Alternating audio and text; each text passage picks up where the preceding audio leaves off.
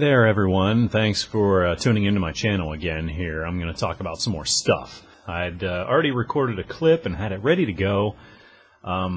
Shot everything, was really excited about how the show went because it was actually funny. But unfortunately, once again, I forgot to plug in my microphone. It was actually really funny because they were extremely disappointing. But now they're all opened, and I threw the bags away, and the figures are just sort of laying around here. And I can't really recreate that discovery that I made. So just to fill you in, I had found some Playmobil brand blind bags, and they were all these little figures, and I'm going to show you some clips now of the silent footage that I got. I had expected them to be Lego-sized figures, but they ended up being like twice the size. They were real big and clunky, and they didn't really fit with any Lego stuff, and they didn't even fit together real well. They were just really disappointing. So, you know, it was a bummer because they're a fairly new series, so they weren't real cheap, and I bought like a bunch of them because I found several different series of them. So I'm like, oh, I'll get a couple from this series, a couple from that series, and show you what they're all about. And they were a big bummer, so they were terrible. But if you find blind bags from Playmobil, they may lead you to believe that they're going to be Lego-style figures, and they're not. But let me tell you what this show is all about. I was at Ollie's just roaming around, and looking through the toy aisles, and there was nothing there, and so I was looking around a little bit here and there, and there was nothing that really struck me. When you go through like the book and movie aisle of Ollie's, the movies are, you know, usually kind of dated. Every once in a while you'll find something cool. Like I said, I'd found that Blade Runner DVD set there, which was really great. But the books are usually kind of dated, kind of weird, you know, and you never know what you're going to get. I rarely buy physical books anymore anyhow, because I love the Kindle so much. And I found something that blew me away, and I got to tell you, it is the coolest thing that I've ever bought at Ollie's. Anything else is going to be really difficult to top this, and it's actually going to be a proud part of my collection here personally, and it's something, you know, I'm going to show to my son when he gets older, and I'm going to keep around for a long time. But let me show you what this is. I found Michael Jackson. This is The Making of Thriller, 4 Days, 1983, by Douglas Kirkland, with an introduction by Nancy Griffin. And immediately what strikes you, there it is. Oh yeah. And I can't remember the term that's used to describe this sort of strange changing cover. There's some term for it. I can't remember it now. But this was pretty awesome. I will tell you that when it was on the shelf at Ollie's, it was $5.99, and it's huge. It's like a hardback.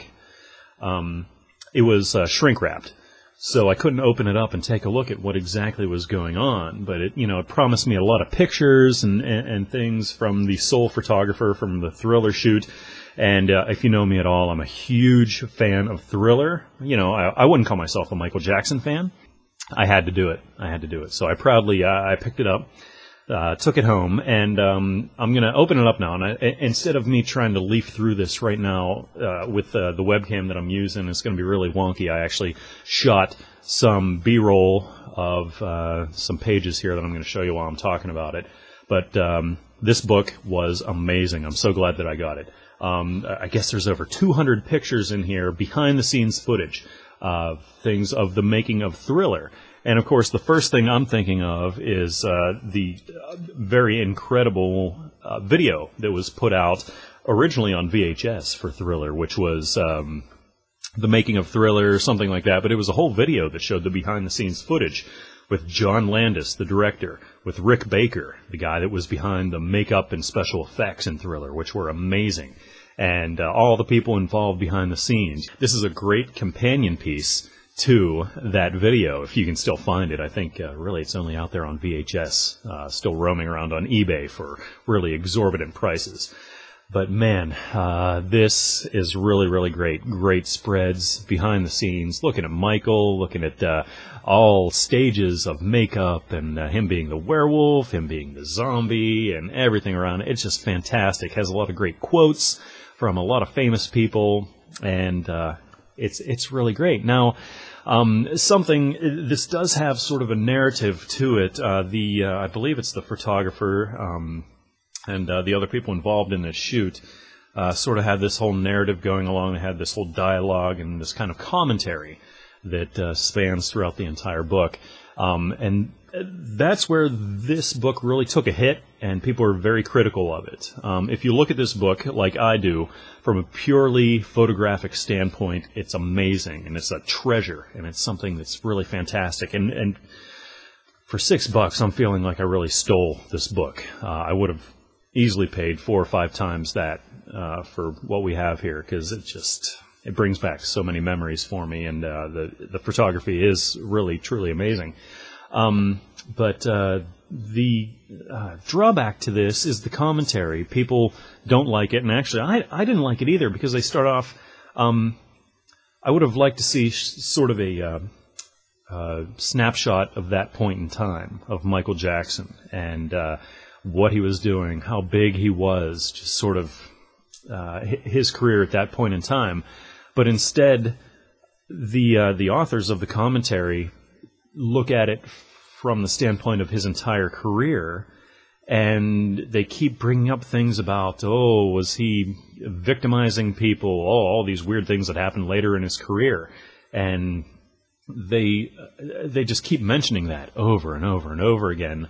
Whereas, looking at this, I don't want to think about any of the controversy, any of the things that happened in Michael's later years. I want to think about what was going on when he was doing Thriller. Where he was in his career, how awesome things were, the whole mystery behind it, and the weirdness, and the great horror, and everything. Like, I just wanted to see a snapshot in time, and not have to think about really much else outside of that, especially the negative things. So, there you go.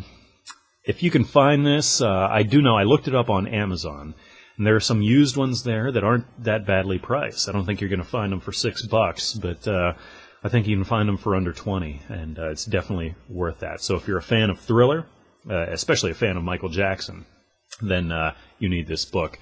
So, again, thanks for watching, and finally, I have something awesome to show you this week, or this time around, however often I put these out. But I appreciate you watching.